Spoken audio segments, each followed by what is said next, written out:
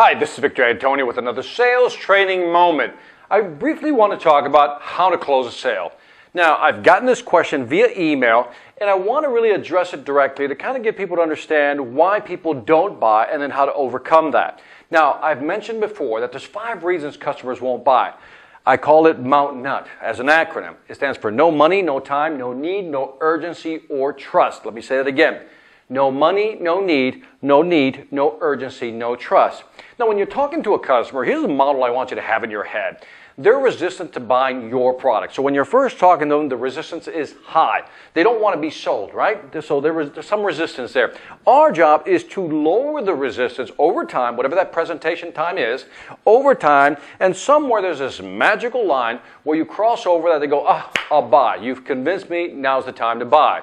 Now let's look at the 5 reasons people don't buy. First one is money. Now, there's a small percentage of people who literally don't have the money to buy, but I believe that they're a small percentage. The majority of people have the money and are willing to spend the money if you can show them the value of what you're offering.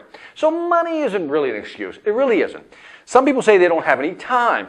Well, guess what? I don't buy that one either, because if I can show you how to save money, you will make the time to save that money. If I can show you how to make more money, you will take time to learn how to make more money. So, time is not really an issue if you can prove the value.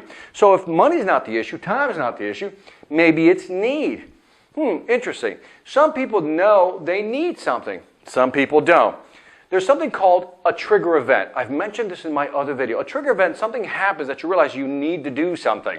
So maybe the customer has a need, that's one person, but then there's people who don't know they need something. So our job is to make them aware that they need it. So we first have to ask ourselves, does the client know that they need this product? Some clients will say no, some will say yes. If they say yes, great. If they say no, then our job first is to demonstrate why they need the product.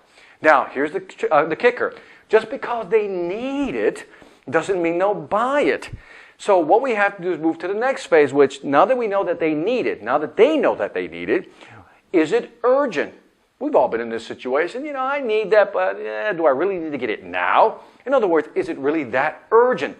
So then our job now, if it's not about the money, it's not about the time, they know they need it, then our job is to really create a sense of urgency, why they should do it when? Now. So what we have to do is show them. And again, depending on your product or service, you have to show them why they need to take action now. In other words, if they don't take action now, they're going to lose money. If they don't take action now, they're not going to make as much money.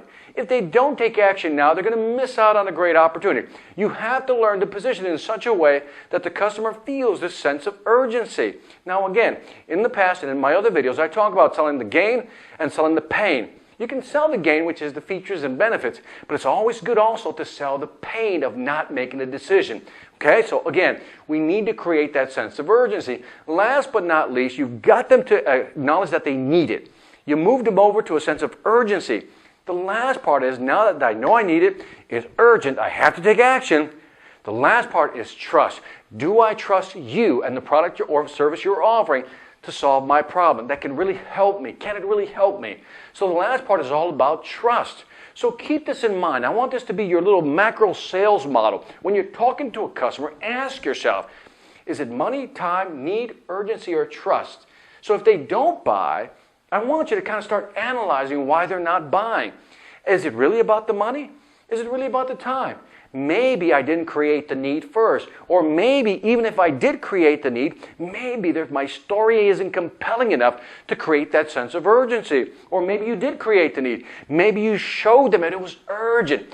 But you know what? They didn't trust you. So then you have to ask yourself, how do I develop more credibility? How do I gain their trust? And as you begin looking at these 5 pieces of your sales presentation, you'll begin to get a better idea of how to position your product and how to walk through these phases, these 5 phases of not buying. And if you do it effectively, if you know how to reduce their resistance by showing them that they need it, showing them that it's urgent, and last but not least, that you're trustworthy, you will hit that famous buy level. This is Victor Antonio with another sales training moment reminding you, sell again hard when you know how.